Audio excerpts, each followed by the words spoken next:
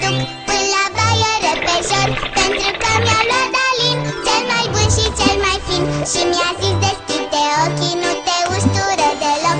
Cu Dalin i-am deschis, nu mă ustură, v-am zis. Dalin, șamponul preferat al copilului tău.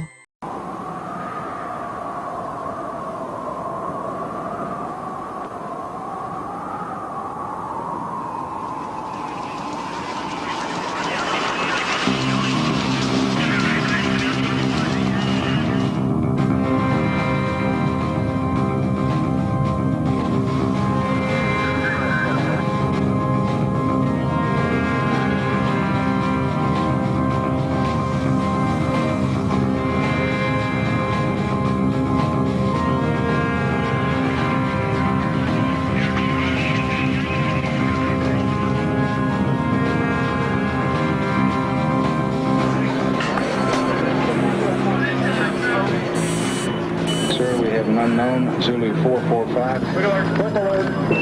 CD.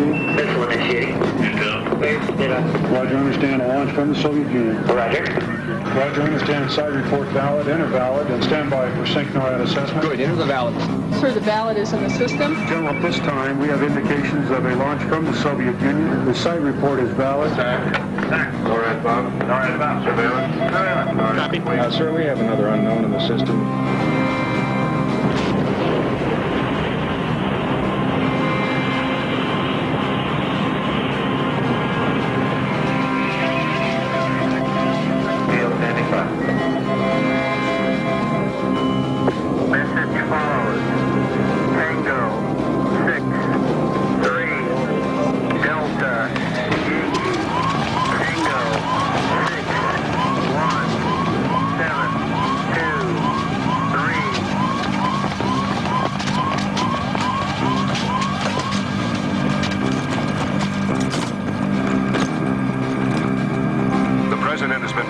National Security Advisor since early this morning.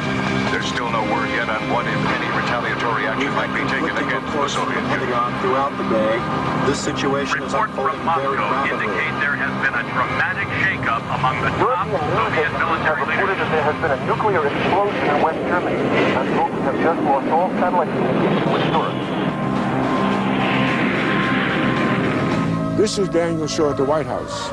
The sirens have just gone off all over Washington, as you can probably hear. There is every indication that something has gone terribly wrong. There is a tremendous amount of activity going on at the White House, but I'm unable to convey to you any of what's going on. Nobody...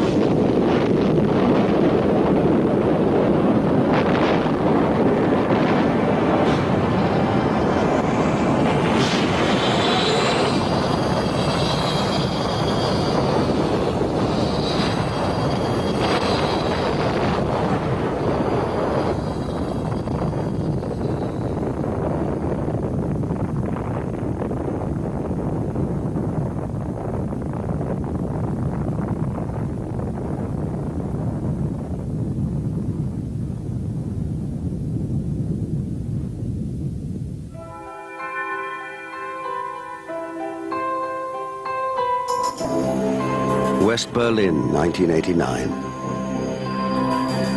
A half city of over 2 million people and an outpost of the West situated 100 miles behind the Iron Curtain. It is surrounded by the communist state of East Germany and sealed off from its neighbors by the infamous Berlin Wall. Here, in the heart of a divided Europe, will unfold the events that ignite the Third World War. Behind the facade of its status as a military superpower, the Soviet Empire faces a deep political and economic crisis. Within the Kremlin, a fierce debate rages between those who dream of turning back the clock and those like Mikhail Gorbachev, who are responding to the winds of change. We're talking about massive-scale reforms, not details. If we don't plug into the people, if we don't listen to them, we'll never solve this country's problems. If we don't reform our political system, perestroika won't work. We can't solve our problems with old solutions.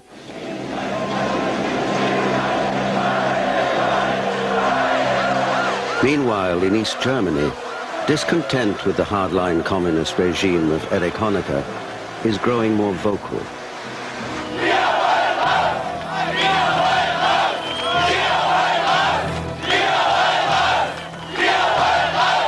The East German secret police, the Stasi, are unleashed on the demonstrators.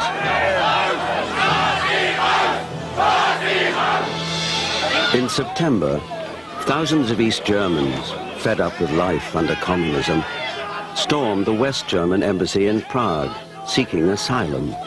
Before the exodus is halted, over 20,000 East Germans make their way to the West.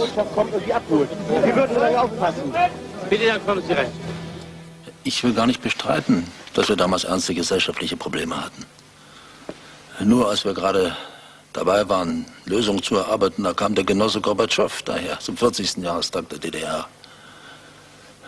Der Zeitpunkt war natürlich denkbar ungünstig. Es war doch ganz offensichtlich, dass er vor allem diese Unruhen angeheizt hat. Seine Anwesenheit macht alles nur noch schlimmer.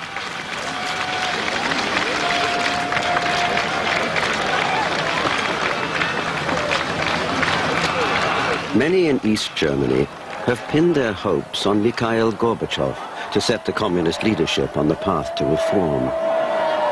The Soviet Party leader is seen as their last and only hope.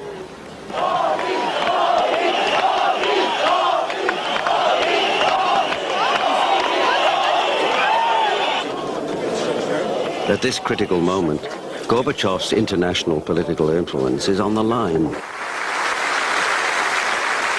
Erich Honecker, like most of the aging leadership in Eastern Europe, remains lost in the old communist rhetoric of the past. Da sich die Deutsche Demokratische Republik an der Westgrenze der sozialistischen Länder in Europa als Wellenbrecher gegen Neonazismus und Chauvinismus bewährt. Wie die Sowjetunion, die uns befreit hat, wird die Deutsche Demokratische Republik zum Jahr 2000 diese Schwelle mit der Gewissheit überschreiten, dass nur dem Sozialismus die Zukunft gehört. Und das alles nur, weil wir friedlich demonstrieren. Wir wollen nichts Schlechtes. Wir wollen hier was. Я думаю, опасности только подстерегают тех, кто не реагирует на жизнь. Ich glaube, Gefahren warten nur auf jene, die nicht auf das Leben reagieren. А тот, кто воспринимает импульсы жизни, общества и трансформирует их в соответствующую политику, aufgreift und dementsprechend seine Politik gestaltet, того трудности не должны пугать. Это нормально. Er dürfte keine Angst vor Schwierigkeiten haben. Das ist eine normale Erscheinung. Спасибо, до свидания. Dankeschön. Wiedersehen.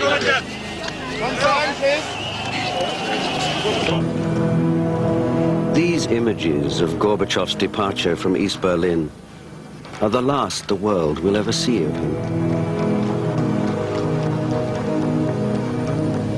His ultimate personal fate is not known.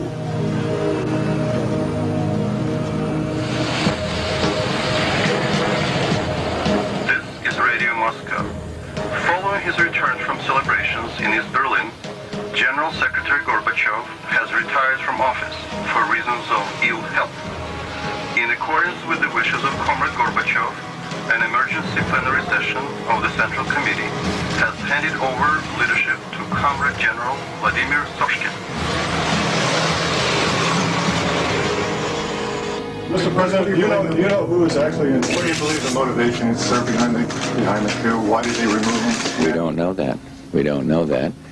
Clearly, some of the hardliners have been concerned about the rapidity of reform. They've been concerned about the demise of the Communist Party per se, and I think they've also been concerned about the Soviet economy. But I've said over and over again that we did not want to see a coup backed by the KGB and the military, and apparently that is what is underway. Violent street battles in Moscow throughout the night. Opponents of the coup have fought back bravely with rocks and Molotov cocktails. They are no match, however, against the heavily armed forces of the Soviet Interior Ministry, the so-called Black Berets. It is unknown how many people have been killed or wounded, but local hospitals are reporting hundreds of casualties.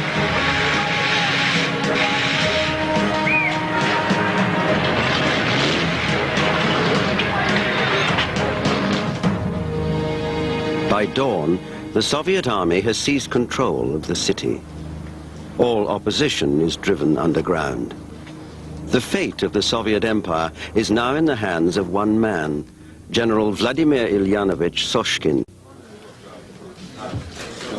In Bonn, West German Chancellor Helmut Kohl reflects the feelings of many in a direct appeal to the new Soviet leader. Wir erwarten, und ich will das persönlich sehr unterstreichen, dass die persönliche Unversehrtheit Michail Gorbatschows garantiert wird. Видите ли, для нас это была не просто политическая проблема. Это был вопрос выживания нации. Несколько поколений советских людей трудились, чтобы превратить нашу советскую родину в супердержаву. И вдруг в один прекрасный день мы просыпаемся и видим, что радостно улыбающийся товарищ Горбачев ведет нашу страну в пропасть. Увы, но это было именно так. Боюсь, что он сам навлек на себя свой рог. At an internationally televised press conference from the Kremlin, the world gets its first glimpse of General Soshkin. He leaves no doubt that the era of glasnost and perestroika is over. Товарищи, дамы и господа, мы искренне скорбим о жертвах последних событий, но мы были вынуждены предпринять эти меры для спасения Советского Союза от гибели. Стоящий перед нами кризис является результатом безответственных действий ревизионистов и предателей, проникших в самые верха нашего партийного и государственного аппарата. Мы призываем братские социалистические страны, члены Варшавского договора, немедленно принять меры, необходимые для возвращения к миру и спокойствию. Это все. I'm afraid now we have the hardliners in charge, and that's bad news for the Soviet people. As I said, it's bad news for our relationship, and I think it's pretty bad news for all the world. Our relationship with the Soviet Union is fundamentally changed. I think you're going to see that in the movement in Congress toward most favored nation status and trading with the Soviet Union. That's dead. Well, the word that we had been getting from the CIA about General Soshkin was disturbing, to say the very least. He represented what we call the old guard. Now, you see, these were guys who had been spending their whole life in building up the Soviet state.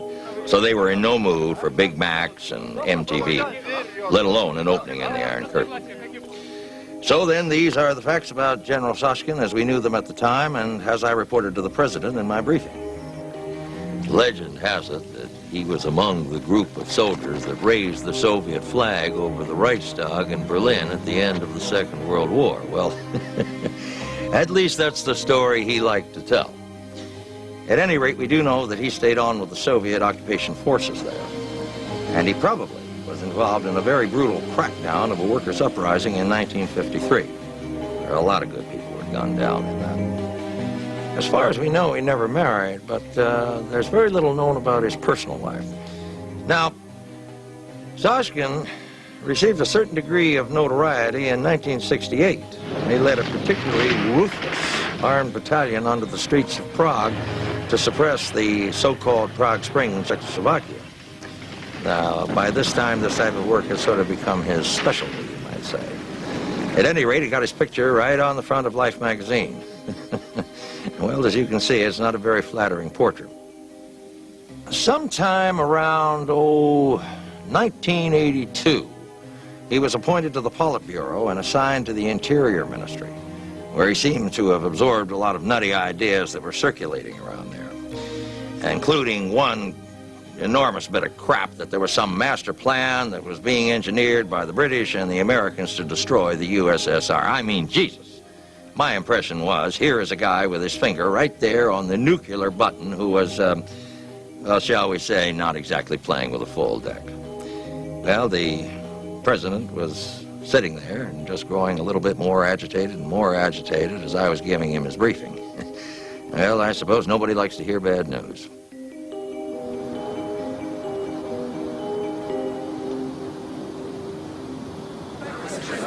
Warsaw Pact leaders have been meeting in Moscow today for their first face-to-face discussions with General Sashkin, who arrived at the conference over an hour late and refused to have his picture taken.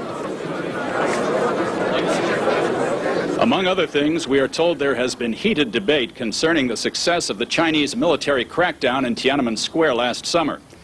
East German leader Erich Honecker, in particular, is reported to have expressed enthusiasm for a Chinese solution to the problems in Eastern Europe. On orders from the Kremlin, a crackdown is carried out in cities all across Eastern Europe.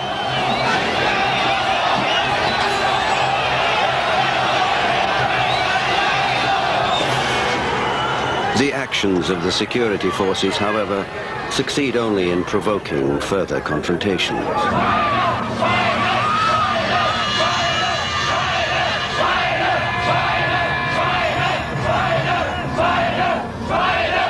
Von heute aus im Rückblick, da kann ich nur sagen, hätten wir doch eine andere Lösung gefunden. Aber den Sozialismus zu verteidigen war unser Auftrag. Wir waren ja schließlich vereidigt. Viele unserer Kameraden hatten leider nicht den Nerven für den unappetitlichen Teil dieses Auftrages. Aber wenn der Westen nicht so viel Druck ausgeübt hätte, wären wir mit dem Problem schon selbst fertig geworden. Die Menschen in der DDR haben ein Recht auf freie Meinungsäußerung, auf eine freie Presse, auf freie Bildung von Gewerkschaften, auf freie Gründung von unabhängigen Parteien, auf freie, gleiche und geheime Wahlen. In East Germany, thousands of so-called subversives are rounded up and jailed. Others simply disappear. Among them, several of the more moderate members of the top leadership. Egon Krenz, once thought to be the most likely successor to Erich Honecker, is said to be in Moscow undergoing surgery. Hans Modrau, the local party chief of Dresden, is appointed ambassador to Mongolia. And Politburo member Gunter Schabowski, who openly expressed sympathy for Gorbachev, is, according to rumors, tried for treason and shot. West German Chancellor Helmut Kohl has arrived in Washington this evening for talks with President Bush. He's expected to ask for increased American military support in the event of a further escalation of the crisis in East Germany. Not trying to elevate any chance of military confrontation. Nobody wants that, and I hope that that's true of the Soviet Union. This isn't the time to threaten militarily or to move forces around just to show machoism. That's not what's called for here. What's called for is diplomacy. What's called for is commitment to principle, backing those people who are committed to reform. Now for the Chancellor, who's got one for Chancellor Kohl? Mr. Chancellor, what steps has your government taken to persuade General Sashkin not to intervene? Den Verantwortlichen klarzumachen, dass eine weitere Eskalation der Gewalt, insbesondere der Einsatz der Truppen und Streitkräfte der Zentralarmee, катастрофальный Erfolg haben. Если соседский дом загорелся, то наш долг помочь потушить его. Если мы этого не сделаем, то пожар может распространиться и перекинуться на наш собственный дом. В этом нет ничего подозрительного. Элементарная логика. В определенный момент надо прекращать всякие разговоры и принимать меры. I was summoned to the White House at around 9 o'clock on November 14th. The Soviet ambassador had an urgent message from Sashkin that he was told to personally deliver to the president. He began by stating that the Soviet army was at that very moment moving to restore order in East Germany. And then he said that this was being done at the invitation of the East German government, that it was an internal matter and of no concern to the West. Grekov then added, and this is something that I will never forget, that the Soviet Union would guarantee our free access to West Berlin. Well, you see, the not-so-subtle implication of this was that our continued free access to West Berlin was now a courtesy of the Soviet Union, and no longer our God-given right. I remember Jim Baker leaning over to me and saying, "Martin, This is going to be one damn cold winter. The so-called Chinese solution is finally carried out. Frightened and inexperienced, the Soviet troops who are ordered onto the streets resort to a level of brutality that shocks even their own commanders. This amateur videotape of the killings is smuggled out and broadcast to millions around the world.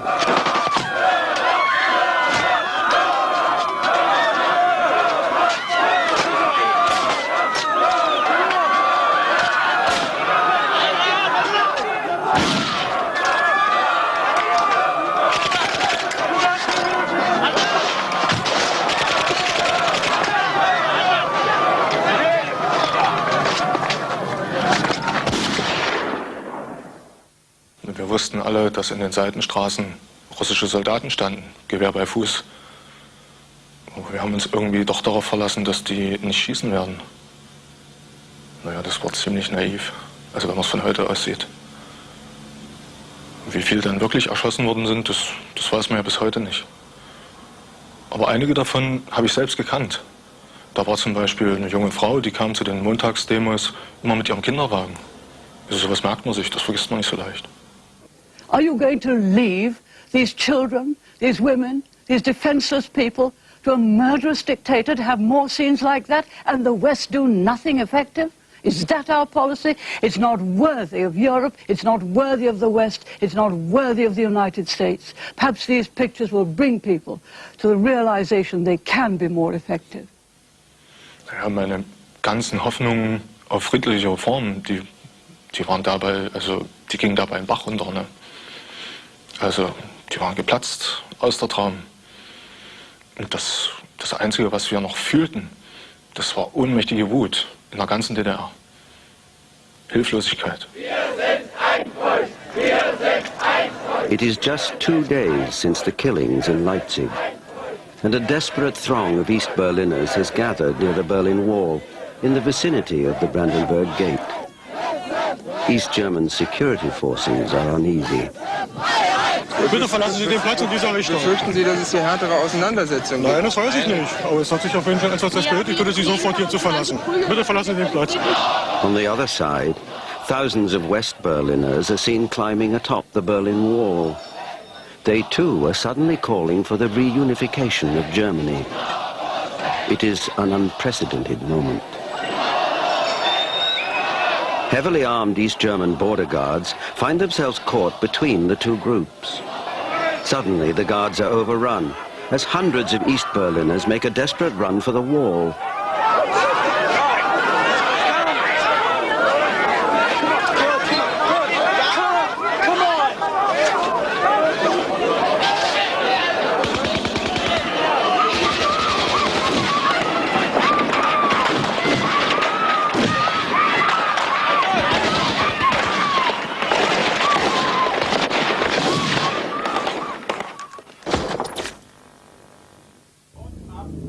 We've just received a report that at least 23 people have been killed tonight at the Berlin Wall by East German border guards firing into the west. The shootings occurred during a massive demonstration near the Brandenburg Gate involving people from both East and West Berlin. Among the dead is a West German cameraman, Matthias Hedeker, who was shot in the east filming the event. There's no doubt that this unprecedented breach of international law is going to have enormous political and military repercussions in the days and weeks ahead.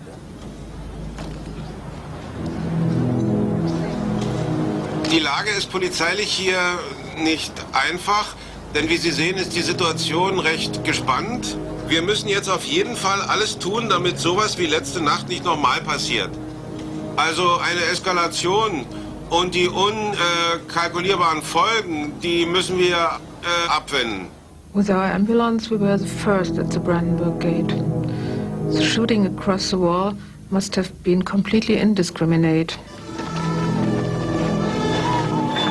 I saw face injuries, abdominal wounds. I still see a young man who tried to ligature his girlfriend's bleeding leg. Also, he had a graze at the shoulder himself.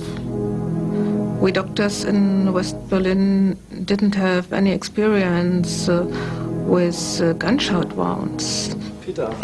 Among those who make it over the wall are several East German army soldiers. These two, seated here in a West Berlin apartment, are the only ones willing to speak openly to the media. I was not going wait for orders to open fire on our own people, like our border guards did. I'm not a murderer. I'm a soldier in the army, in the National People Army. Last night I saw an opportunity to get away and took it, along with everybody else. That's all. The Russians, they say they're shooting at imperialists only, at counter-revolutionaries. Yeah, that's bullshit. Hoping to end the negative effect that Western news reports are having on world opinion, the East German government cuts off all communications with the West. Foreign journalists are ordered out of the country. Guten Tag, meine Herren. Ich mache Sie darauf aufmerksam, dass Ihre Akkreditierung abgelaufen ist. Sollten Sie irgendwelche Probleme haben, wenden Sie sich an das Ministerium für Auswärtige Angelegenheiten. Ich fordere Sie auf, Ihre Tätigkeit sofort hier einzustellen und mit Ihren Kfz davonzufahren. Haben Sie das verstanden? We were all sickened with what was going on in the East.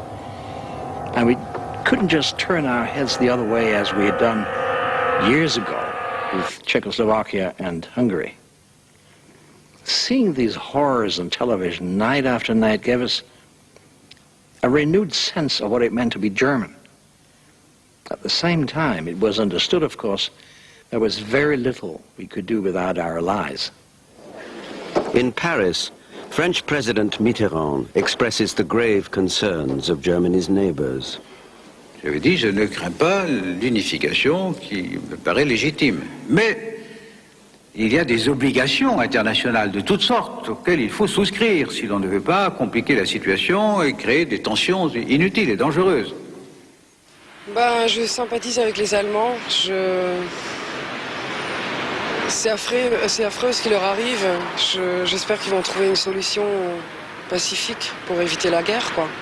Moi, je ne vois pas pourquoi les Français iraient donner un coup de main aux Allemands. Après tout, c'est eux qui ont déclenché la guerre. Et maintenant, il faudrait qu'on aille les aider. Moi, je dis non, tout simplement. C'est non.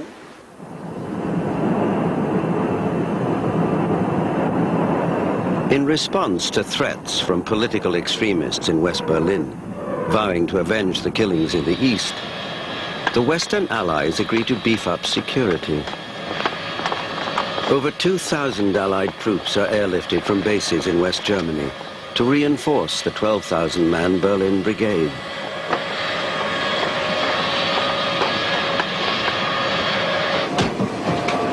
Two days later, U.S. Secretary of State James Baker arrives in West Berlin for talks with Chancellor Kohl. Kohl is briefed about recent high-level contacts with Soviet opponents to General Soshkin.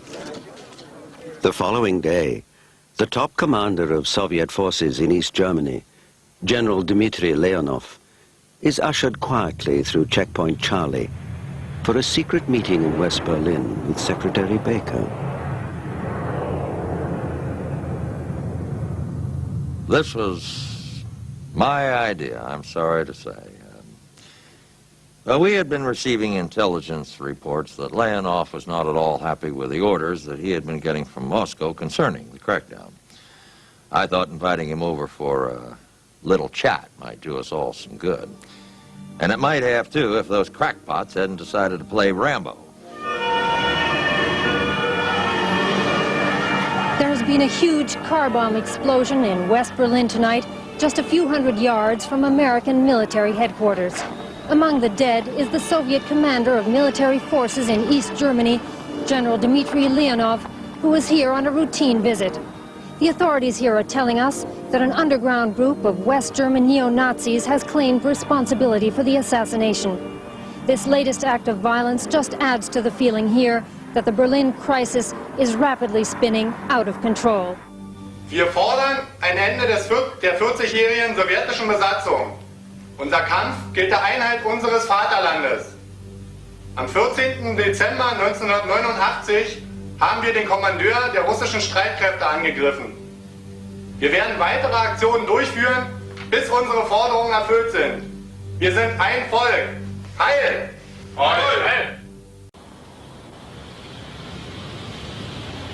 After the bloody events in Germany, Moscow's new strongman, General Vladimir Sashkin, has granted his first interview since seizing power just 10 weeks ago.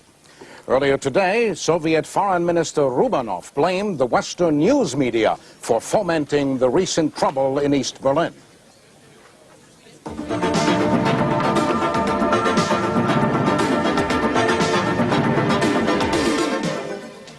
Хорошо, господин генерал. Ну, как вы можете объяснить недавний взрыв насилия в Берлине?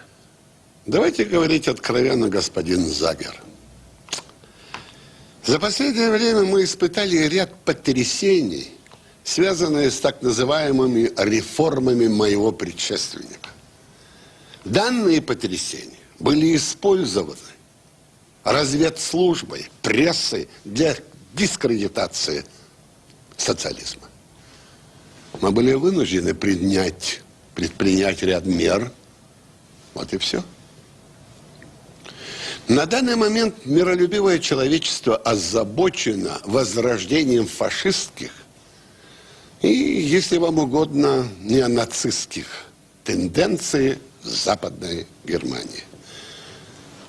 Вам известно в подтверждение этого зверское убийство генерала Леонова во время мирной миссии с государственным секретарем США.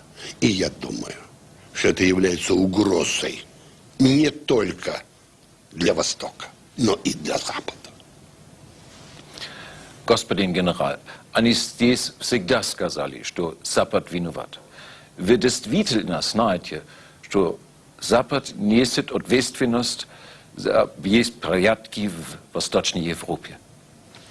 Ситуация не так проста. Но очевидно, что западный сектор Берлина был базой для агрессивных действий против наших социалистических странок. Господин Загер, пришло время найти удовлетворительное решение Берлина. Если вы взглянете на карту, то вы поймете, что так вечно продолжаться не может. Мы должны решить проблему Берлина. И тогда вы можете жить спокойно, и мы будем жить спокойно. Наступит стабильность. И я просто уверен, несмотря на то, что у нас разные системы, но мы можем жить, сосуществовать в третьем тысячелетии. Within hours of Soshkin's televised threats to West Berlin, NATO's tactical nuclear missiles stationed in West Germany receive orders to go on operational alert. Some damn fool, I can't remember his name, he was an American colonel. He was perhaps a little overzealous in carrying out his duties. Now, of course, he was entirely within his authority to take this action. Now, this kind of alert status was actually not entirely unusual. It's the circumstances, you see, under which it was done, which made it rather unwise.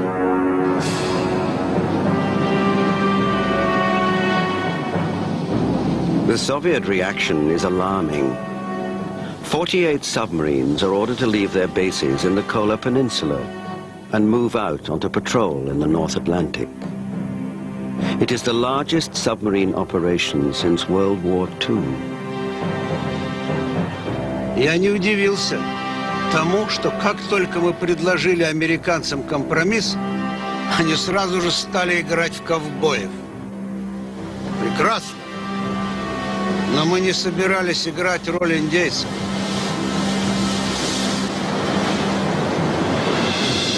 reports of these maneuvers, as they are tracked and monitored by the British Navy, raise deep concern in the capitals of Western Europe. Classified Roxanne, Type 23 Soviet nuclear, intent prosecuting, track 2512. This is Lima 2 Bravo, roger, out.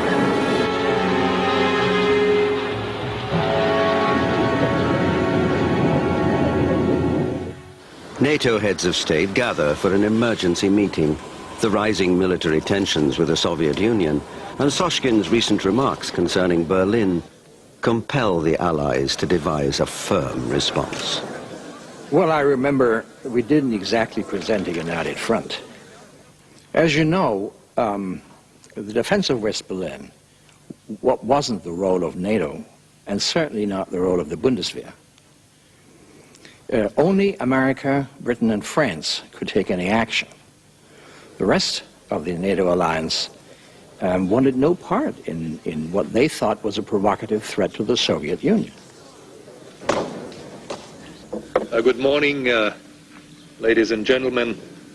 It is once again a great honor for me to welcome heads of state and government to NATO headquarters. This, of course, is our first time in NATO's long history that two such meetings have been held within a single 12-month period. Let us just say that it wasn't our finest hour, in spite of the public statements about how united we all were. Ladies and gentlemen, the President of the United States. I would be glad to take some questions. Mr. President, do you believe that Soshkin may be preparing to take some form of military action against NATO territory? I can't predict what he's going to do, but I can tell you that we are continuing to implement our forces, and we are continuing to prepare for any eventuality. Sensing weakness among the Western Allies, the Soviets keep up the pressure, sending a squadron of long-range bombers into U.S. airspace. It is a public show of force designed to rattle the nerves of the American public. U.S. fighter jets intercepted 4 Soviet bombers off Alaska earlier today. Photographs released this evening by the Pentagon give a hint, perhaps, of what the Soviets think of us these days.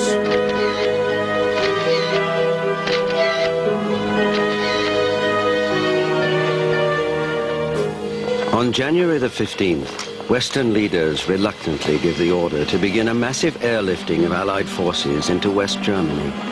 5,000 troops arrive every day. Despite the extraordinary size of the deployment, official announcements call it a strictly defensive move. Meanwhile, in West Berlin, the reinforced Berlin Brigade is fully mobilized and put onto the highest state of alert. 40 years of peace and stability in a divided Europe is beginning to fall apart. Fearful and uncertain of the West's political and military intentions, Soshkin chooses to seize the initiative.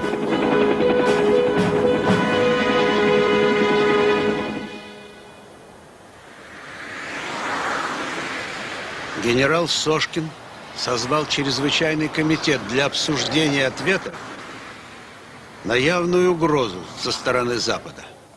Нам были представлены несколько военных планов по защите Европы, которые разрабатывались нашими военными в течение последних 30 лет. Один из них сразу же приглянулся генералу Сошкину. Это был превентивный план по предотвращению проникновения НАТО в нашу сферу влияния. И назывался он «Операция Гром». Должен сказать, что я был несколько шокирован масштабами этой операции. Она мне даже показалась актом сумасшествия. Но в конце концов, разница между гениальностью и сумасшествием заключается в том, победили вы или нет. We're telling him what not to do, and that is don't use force. Do what you yourself say you want to do. Dialogue, discuss, do not use force, because we have an awful lot at stake in the U.S.-Soviet relationship.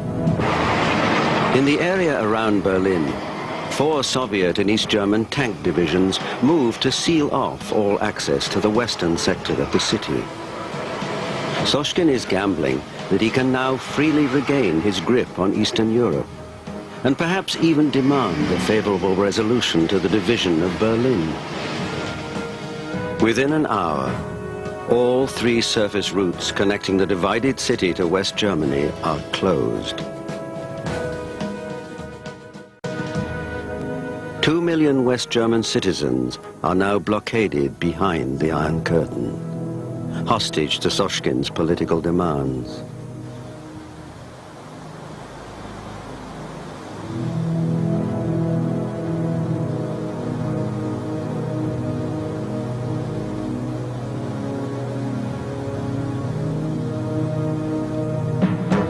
In the sky, the Soviet Air Force vows to shoot down any aircraft that dares to enter East German airspace.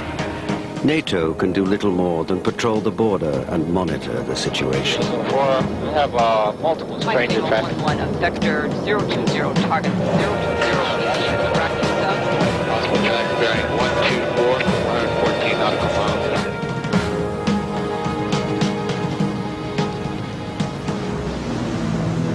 Excuse me, what do you think about the blockade?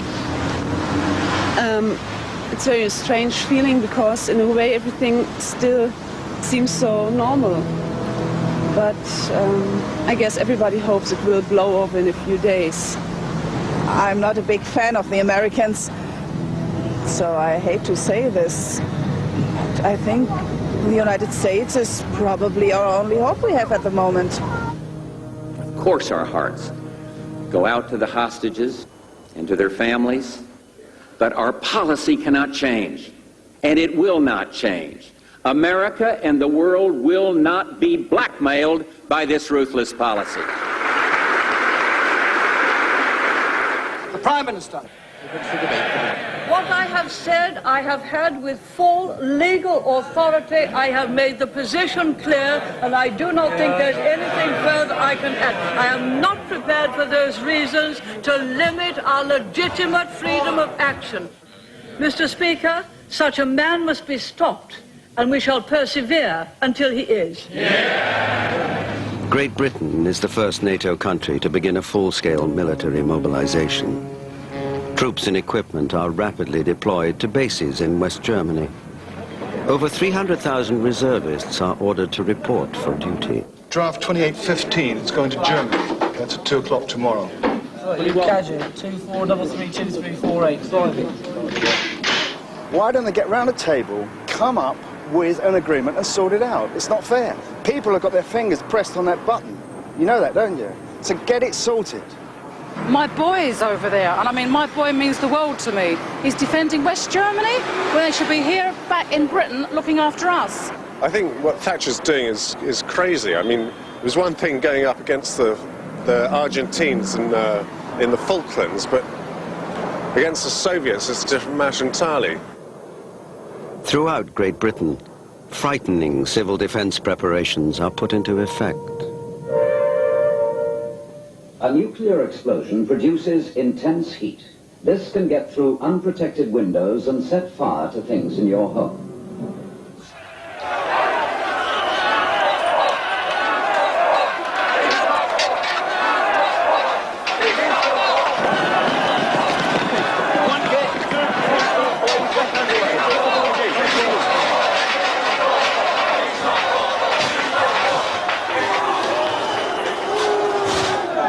All across Western Europe, and most notably in West Germany, military bases are besieged by angry demonstrators demanding a peaceful settlement.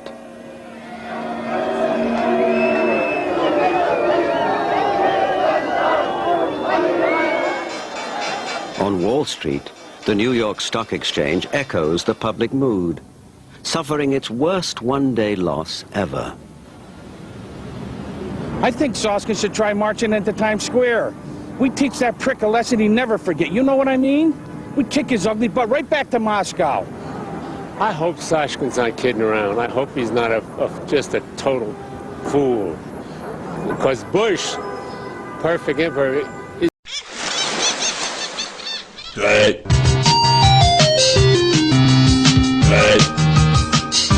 He's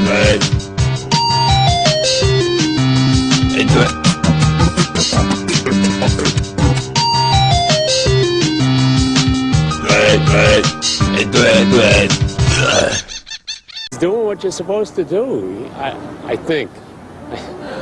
I don't think he's playing a chess game. I think he's playing, I don't know, the negotiation the hard way, you know?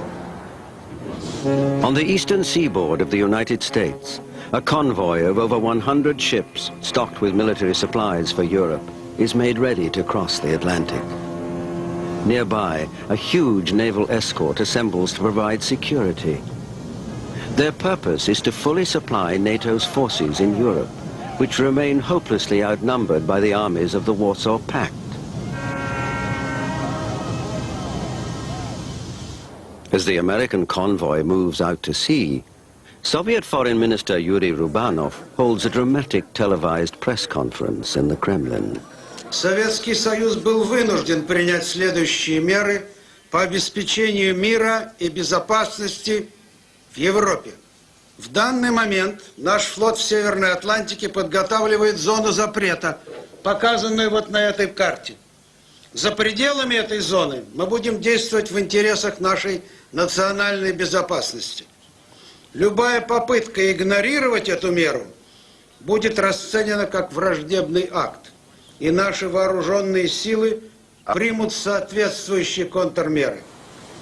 Я хочу добавить, что советское руководство твердо занимает следующую позицию. Все конфликты в Центральной Европе должны решаться за столом переговоров, а не на поле брани.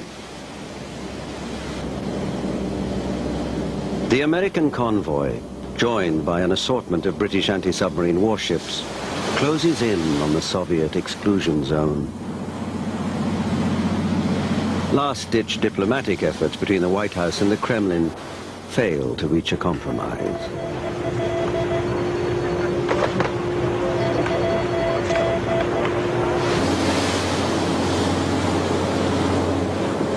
Out in the Atlantic, every hour brings the two sides closer to a direct military confrontation.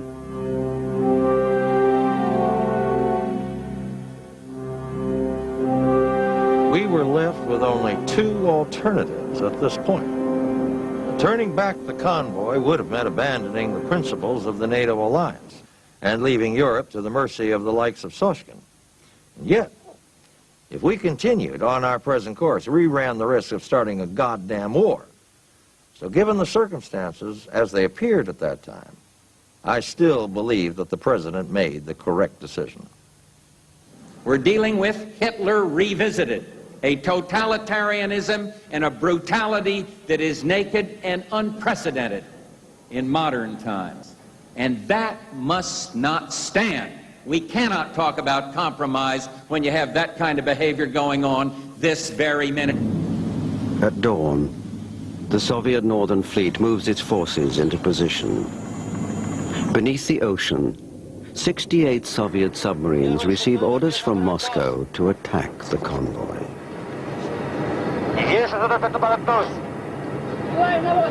Акустик, доклад, обстановку. Всплываем. База всплывать на оси. Бортовой средний вперед.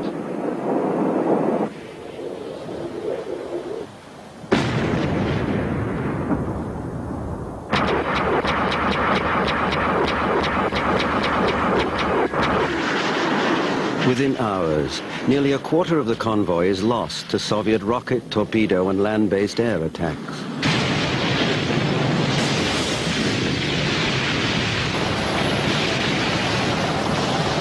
Rescue teams struggle to save the survivors.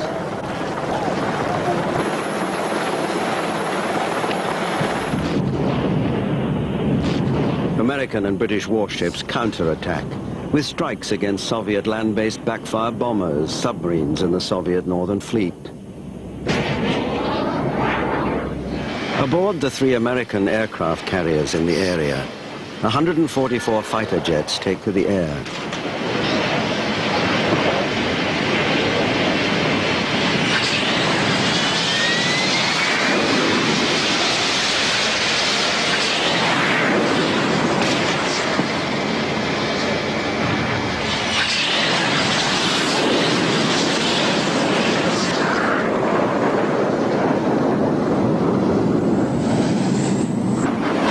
Soviet gunners, seamen and fighter pilots struggle to defend themselves.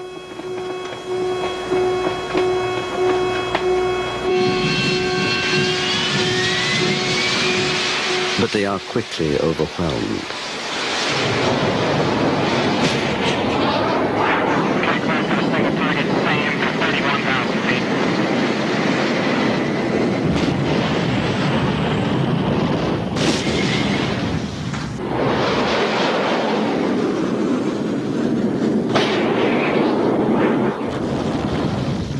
As dusk falls, NATO has won the battle and the sea lanes remain open.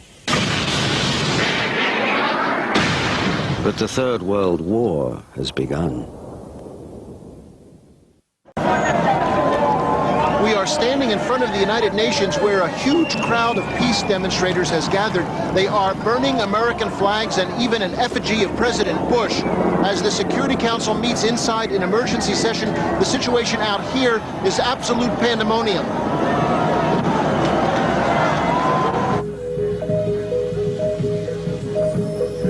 Colleagues, we meet at the hinge of history.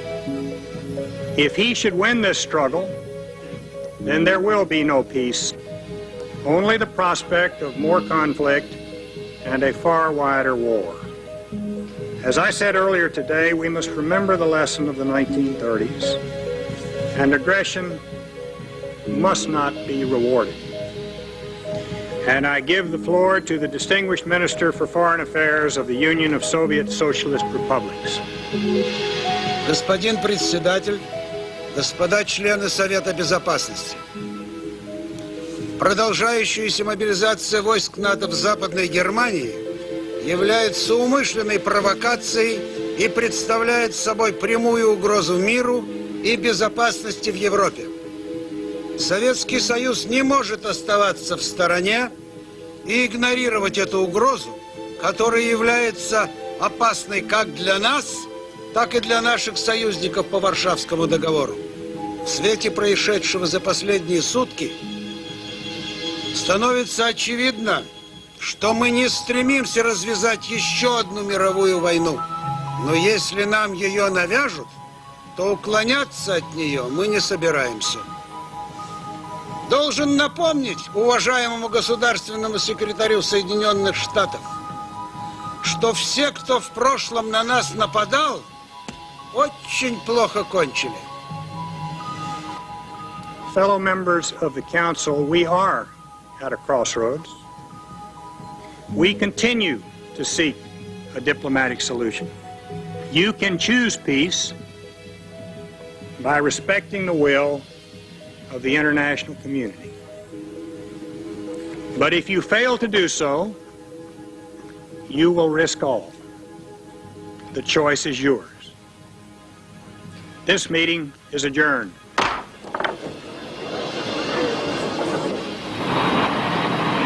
The following days see a vast mobilization of Soviet forces. Special airborne units and military supplies are flown round the clock to East Germany, adding to the 400,000 Soviet troops already stationed there.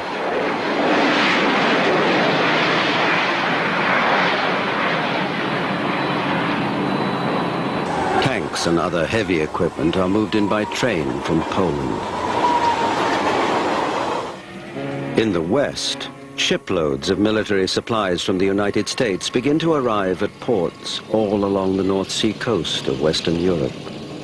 Within a few weeks, Allied forces will be at full strength, ready, if called upon, to liberate West Berlin.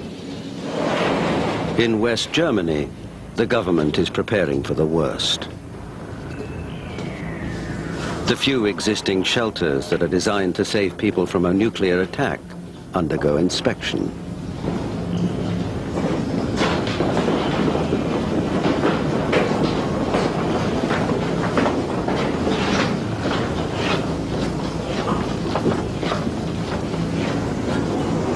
Ja, die momentane Lage ist so, dass wir den Bunker fast einsatzbereit haben, dass der Diesel vorgewärmt wird, die Lüftungsanlage, man hört das schon, sie läuft schon.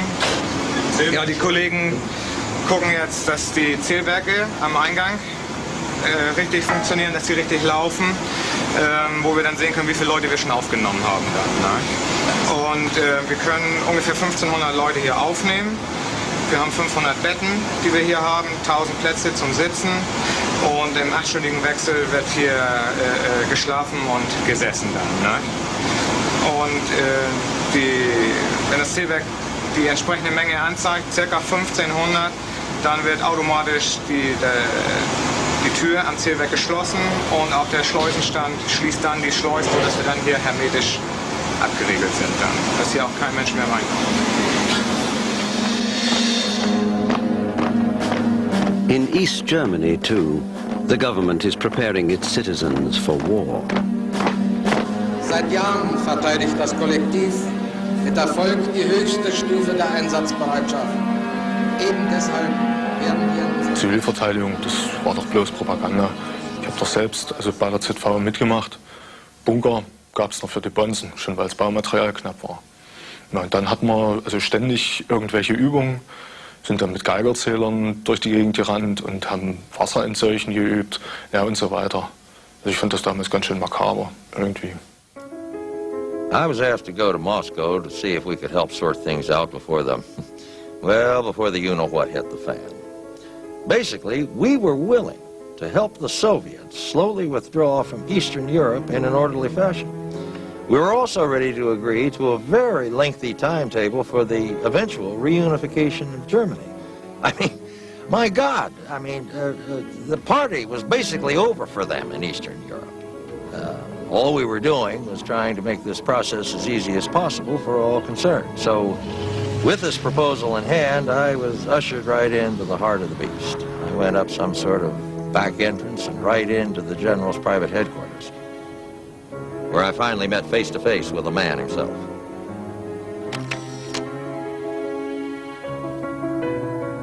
Я лично видел все это представление. Джейкобс напоминал мне скорее шустрого американского продавца, а не дипломата.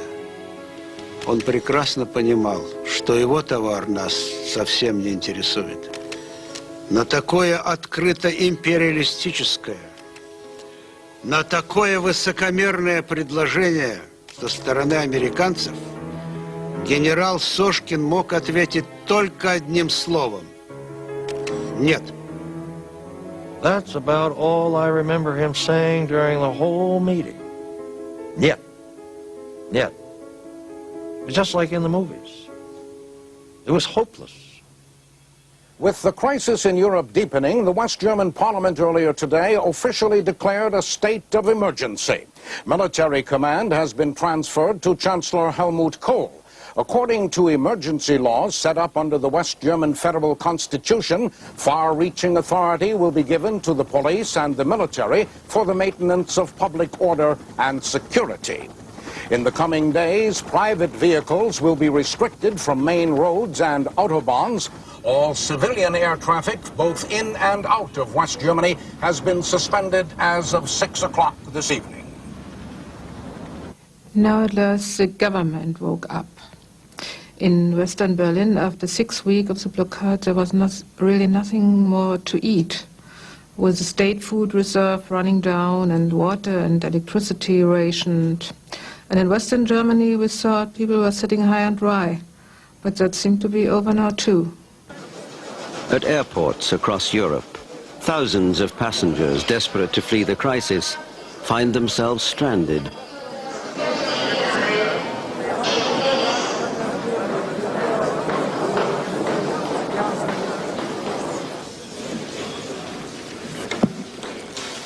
Frau Präsidentin, meine sehr verehrten Damen und Herren! Ich habe Verständnis für Angst, die manchen bei uns erfasst. Und dennoch gilt, Frieden um jeden Preis kann und darf es nicht geben. Outside on the streets, the demonstrators have a different view.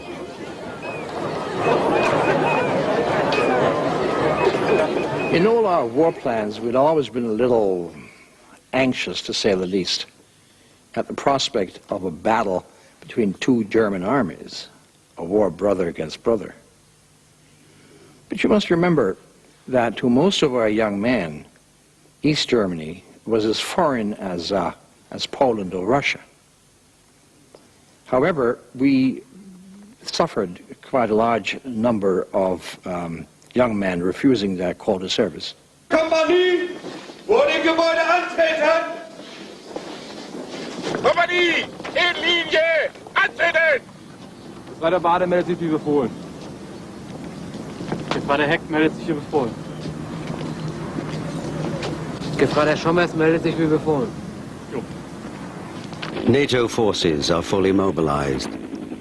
Employing the strategy of forward defense, they concentrate their positions right up to the inter-German border. Here in Mödlareuth, a small village straddling the Iron Curtain, the situation is the same as in many places in the area. The daily military maneuvers take a heavy toll among civilians on both sides, who are under strict government orders to stay put.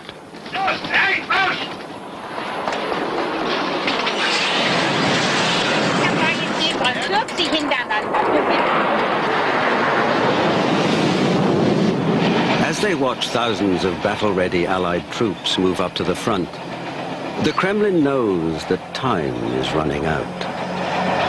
Here in Lower Saxony, near the border with East Germany, we're witnessing an impressive buildup of British, French, and American ground forces. If Washington gives the okay to begin a military advance to free West Berlin, these troops are likely to be the first into battle.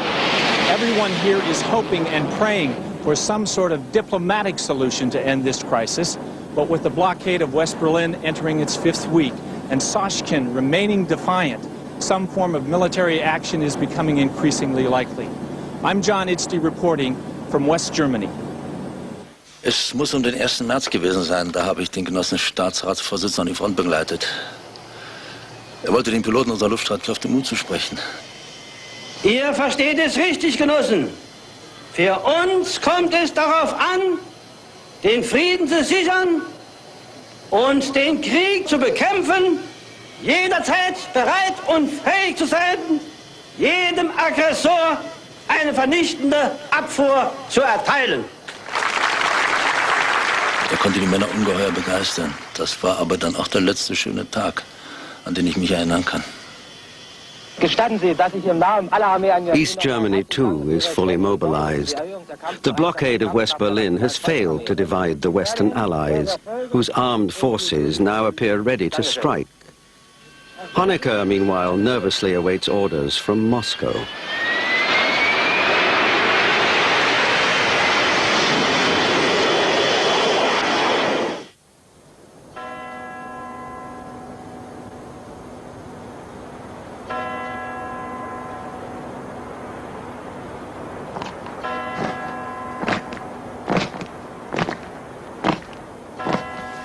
Я помню, мы сидели с генералом Сошкиным в его кабинете наедине. Он посмотрел на меня и сказал: «Гроза поднимается». Потом он подошел к окну и долго стоял и смотрел на улицу. Я понимал, что он имеет в виду. Операция «Гром» вступала в заключительную стадию. С этого момента генерал Сошкин переехал в наш штаб за городом. И практически я его больше не видел до самого конца.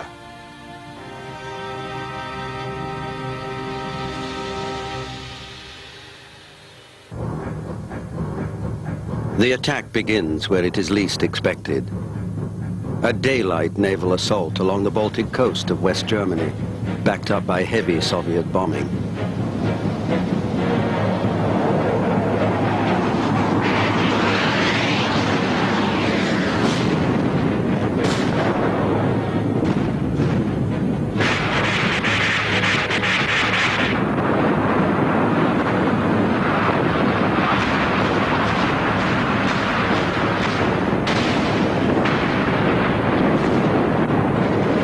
Within hours, 12,000 men of the Soviet Baltic Fleet and the East German Navy stormed the beaches.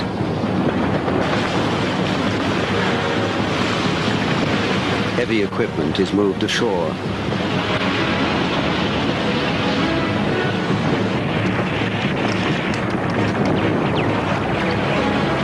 Meeting little resistance, they gradually make their way inland.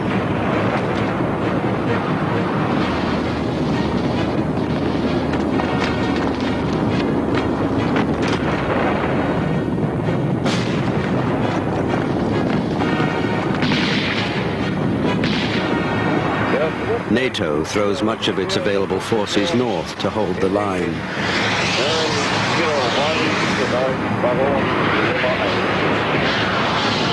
West German, British and Dutch units move in and are the first to engage the enemy advance.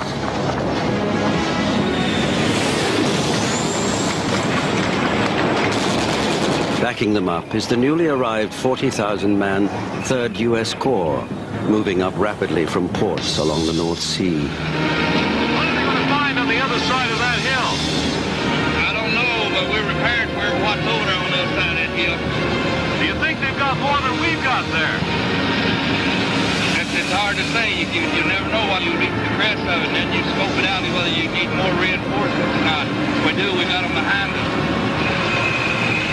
This ain't like Vietnam. It's a hell of a lot bigger than Vietnam. The news from the front is grim. Military authorities indicate that the massive Soviet and East German military advance is meeting fierce resistance from NATO forces. Casualties are reported to be heavy on both sides. All talks have now broken down, and there are mounting fears that an escalation towards a nuclear conflict may be inevitable. Nearly 1,500 Warsaw Pact troops are estimated to have lost their lives in the first few hours of the war. Casualties among the NATO forces have also mounted to well over 1,000 dead. We've lost 3/4 of our men out here today. Flank 1-2. See if you can get attack helicopters and artillery support in that area. Over.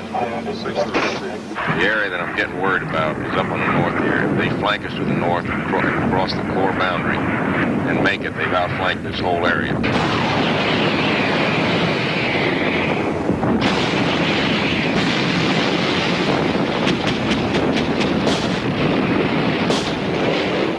The naval assault along the Baltic coast turns out to be a diversion to the main enemy thrust.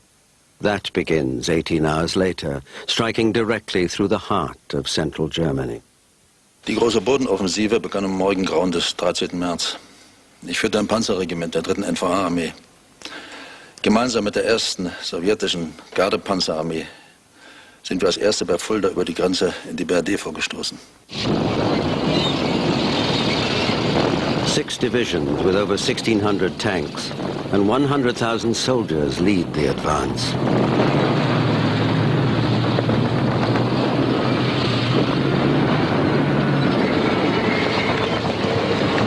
Unser Auftrag war es, mit einem blitzartigen Stoß nach Westen bis zum Rhein zu kommen. Beim Operationsplan sollten die NATO-Kräfte in 2 Teile gespalten und unterwegs alle größeren Luftwaffenstützpunkte vernichtet werden.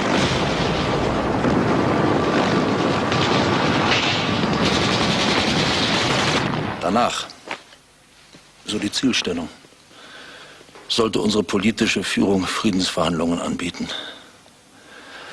Nach sowjetischen Schätzungen, nach denen unsere Planung aufgestellt war, war die Operation in etwa 10 Tagen abzuschließen.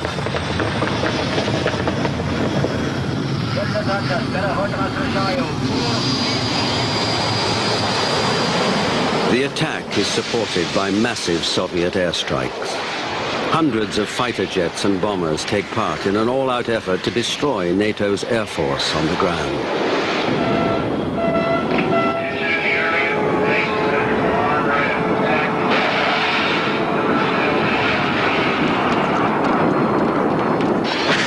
Despite years of preparation, the suddenness and magnitude of the Soviet attack overwhelms NATO defenses.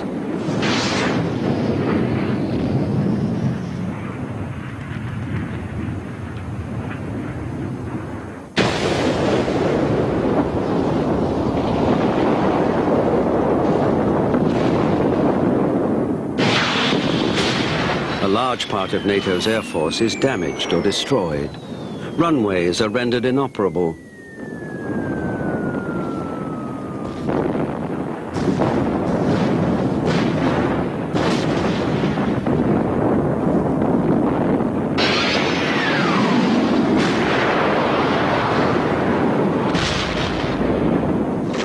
50% of the attacking air force is shot down. In just 36 hours of war, both sides have expended a major part of their available arsenals. A total of nearly 30,000 military casualties are reported.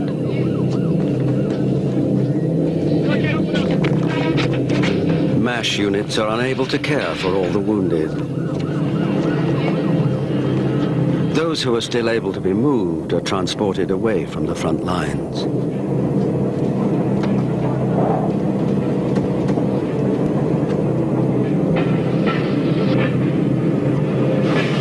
Residential areas in the vicinity of NATO military installations are also hit hard.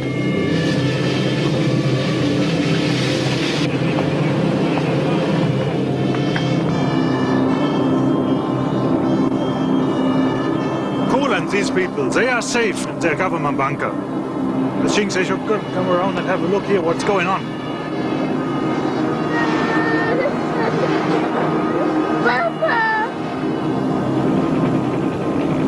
Official estimates put the initial number of civilian casualties at over 3,500.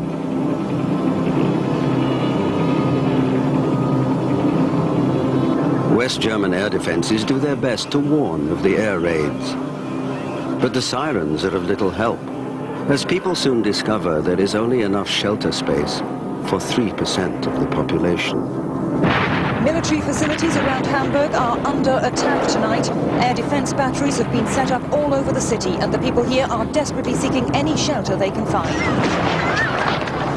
The situation near the front line deteriorates into chaos as frightened civilians and military forces become entangled in the retreat. In the face of the oncoming Soviet advance, orders are given to blow most of the river crossing. We're going to stop it. We have to stop it. This is a critical area. If they seize this terrain right here, then they seize the whole line. The whole line would collapse if they took this particular terrain here.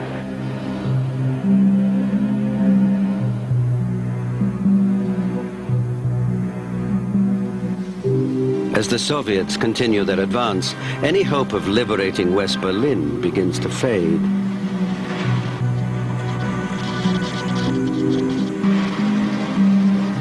Since early in March, I was assigned to a new auxiliary hospital. People were getting more and more hysterical each day. Soon the Russians will arrive, then the atom bombs will come. That was a general feeling. Giving out tranquilizers was about all I could do. Throughout West Germany comes the beginnings of social breakdown.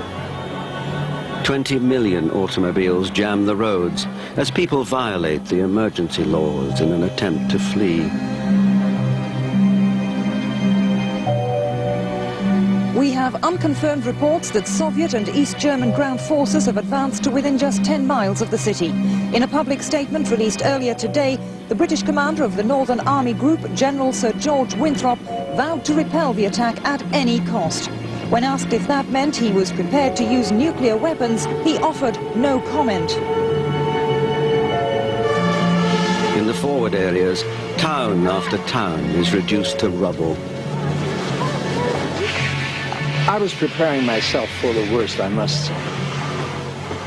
Now, every scenario we had run on this kind of situation always came out the same way. At a certain point, we would be forced to use nuclear weapons or surrender our country to the enemy. This was the unavoidable strategy for our defense.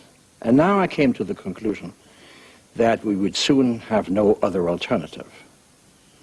Our plans for starting such an attack called for approximately 35 nuclear devices in the first salvo. Half of this explosive power was targeted on German soil, I might add. However, our conventional forces were granted another 24 hours before these plans were to become operational. 24 hours to turn the tide of the war. Striking north through the mountains of Czechoslovakia, Allied jets, including several American stealth fighters, attack and destroy the Soviet command and control headquarters at Legnica. in southern Poland.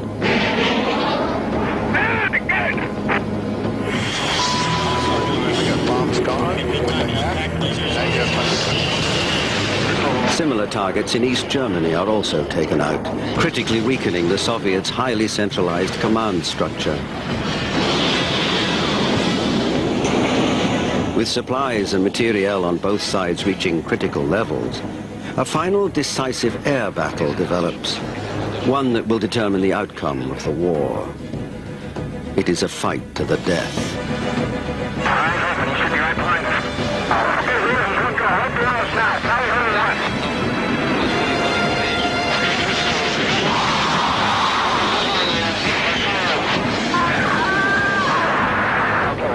Tower 1, box 1.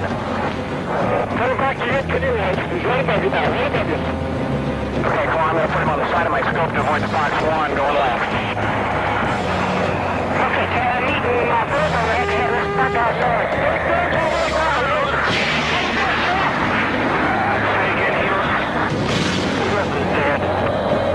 Get down! Get back down to heavy now, run realistic. Straight!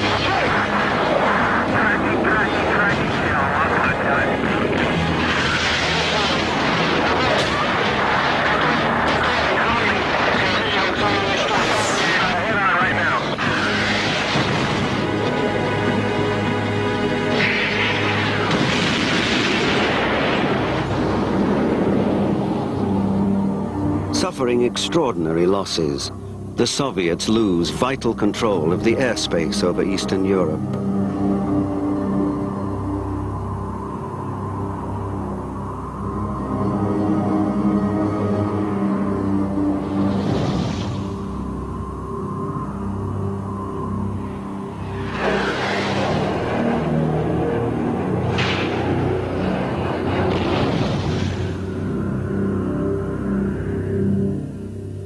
Am schlimmsten war, dass wir durch den Angriff auf Legnica unsere Luftunterstützung und unsere Kommunikationseinrichtungen verloren hatten.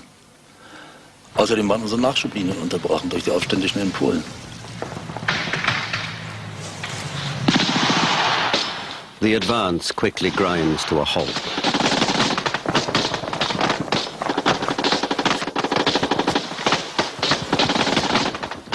Außerdem, der historischen Wahrheit zuliebe, muss ich Ihnen sagen, dass ein großer Teil unseres Geräts überhaupt nicht gefechtsklar war.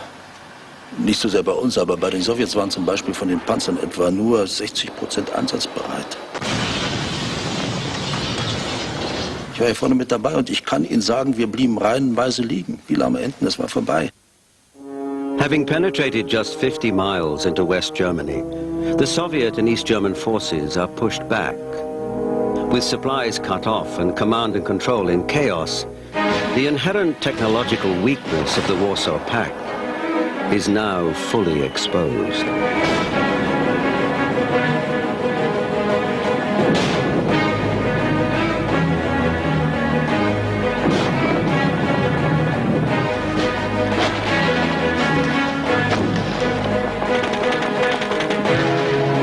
With total air superiority, NATO bombers, ground forces and helicopter gunships operate with impunity against the highly vulnerable Soviet tanks.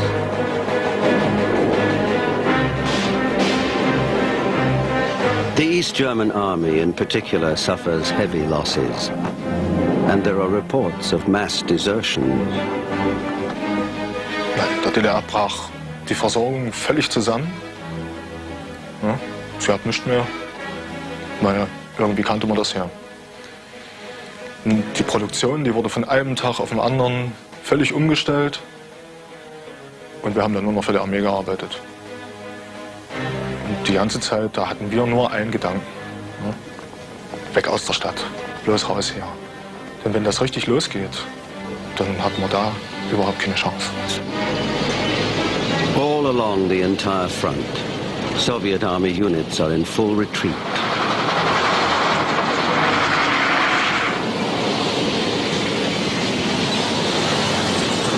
The East Germans are now left to fend for themselves.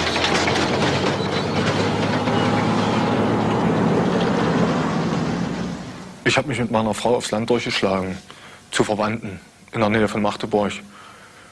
ja, auf der LPG gab es wenigstens noch was zu essen. Und die meiste Zeit haben wir im Keller gesessen.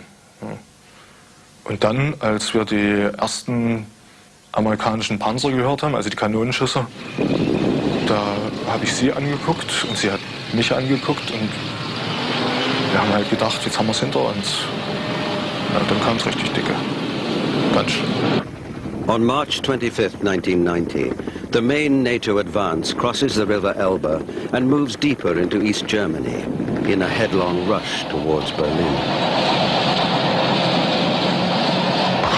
East Germany was disintegrating before our very eyes. You had armed gunmen running around who seemed to be launching a violent overthrow of whatever was left of the central government. In the midst of all this, we completed the Berlin operation, while the Soviets were retreating back to the Polish border. It was absolute chaos.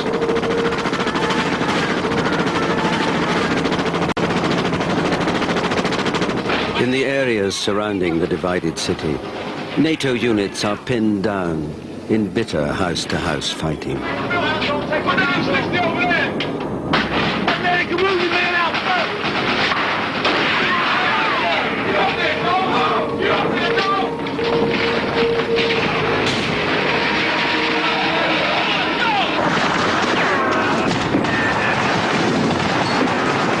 In less than 24 hours since crossing the Elbe, NATO forces enter the outskirts of Berlin. As I said earlier, we do not have confirmation of all of these reports. It's a very fast-moving situation, and things are still in a certain degree of flux, but it would appear that events are, at least for now, moving in a positive direction, and we continue to hope that this will end in a clear and positive result. West Berlin is liberated.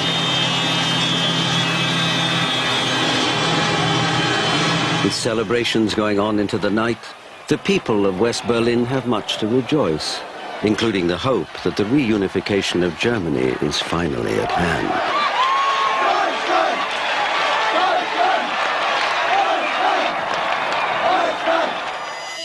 Ja, die letzten Tage waren schlimm. Honecker, ich weiß nicht warum, der wollte die Tatsachen einfach nicht sehen. Es war vorbei, aber er nahm es nicht zur Kenntnis. Die Sowjets hatten uns den ganzen Schlamassel eingebrockt, die waren für uns erledigt.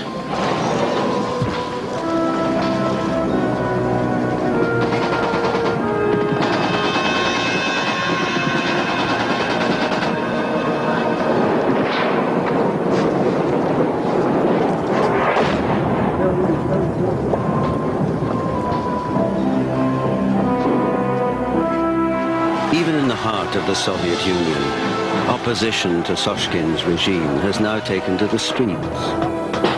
From East Germany to Central Asia, the Soviet Empire is imploding in violence and insurrection. As the situation spirals out of control, Sochkin becomes increasingly desperate. There was a consensus of opinion among most of our allies to get the hell out of there as soon as possible.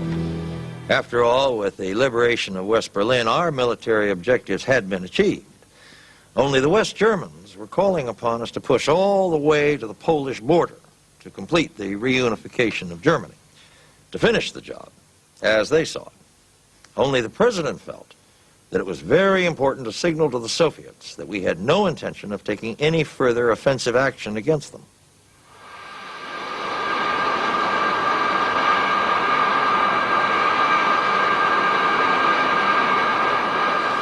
Сошкин, по-видимому, был убежден, что американцы либо дойдут до самой Москвы, либо воспользуются ситуацией и нанесут по нам первый ядерный удар. Ну, теперь вы можете думать все, что угодно, но в конце концов даже параноики имеют реальных врагов. Hoping to terrorize his enemies, Sochkin decides to utilize Russia's nuclear arsenal in a show of force.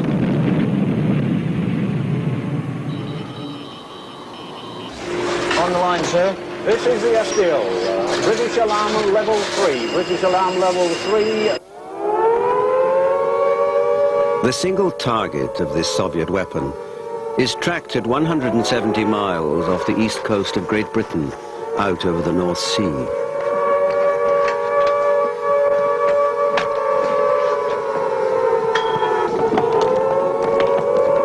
Awaiting the detonation, British and American strategic forces are instructed to make ready for nuclear war. Well, it really looks like a real bloody thing started this time. Confidence high in your system. Confidence high. In fact.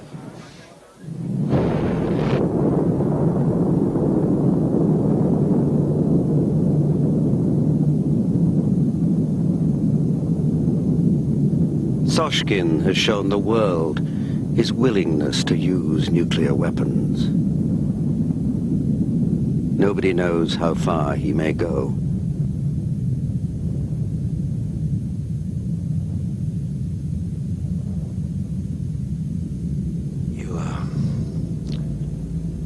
You just can't imagine the pressure that the president was under. There was no time for negotiation or consultation. There was no time to consider all of the information that we were receiving concerning the activities of the Soviet strategic rocket forces. We had a hair-trigger reaction built into the system. Human intervention at this critical stage was a mere formality because any delay could mean annihilation. This is Daniel Shore at the Pentagon. Sources in the Defense Department are telling me that at this very moment, active preparations are in progress for initiating what is known around here as the SIOP, that is the Single Integrated Operation Plan. That is the secret war plan for launching up to 12,000 nuclear attacks on targets in the Soviet Union. With news that America's nuclear command has taken to the air, awaiting orders from the president, American television reports have now become the Soviets' most trusted source of military intelligence. Я до сих пор убежден, если бы тогда Сошкин не запаниковал, это был бы конец. Но видите ли, дело в том, что мы начали получать тревожную военную информацию о том, что американцы первыми готовятся нанести по нам ядерный удар. К тому же компьютеры наших ПВО были на высоте и начали выдавать неверную информацию. Ни люди, ни техника не были готовы к таким напряжениям.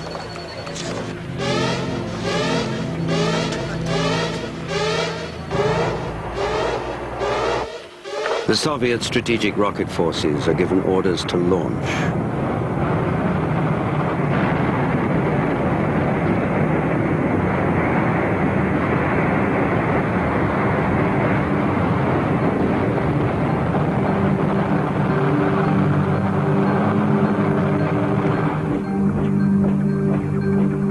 Primitive as it may sound, it just really came down to kill or be killed.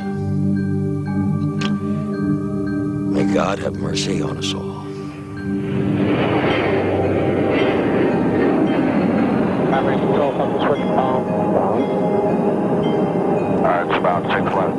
In accordance with the single integrated operation plan, the Western powers see no alternative but to react in kind. Doors open to 30 TG. Can we up to 30 TG? Doors open. Roger. Standing by release. You coming up by southbound 060 now? 060. Southbound and contact 5, 4, 3, 2, 1. This is the captain. Set condition 1SQ for man battle stations missile. Man battle stations missile. 1. Port away.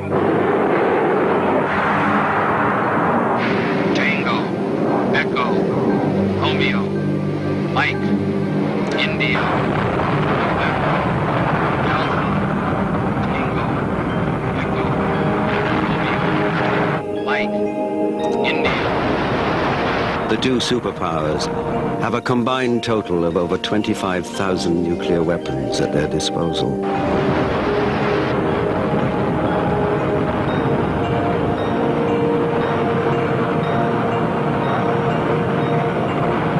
There is no further historical record of what happens next.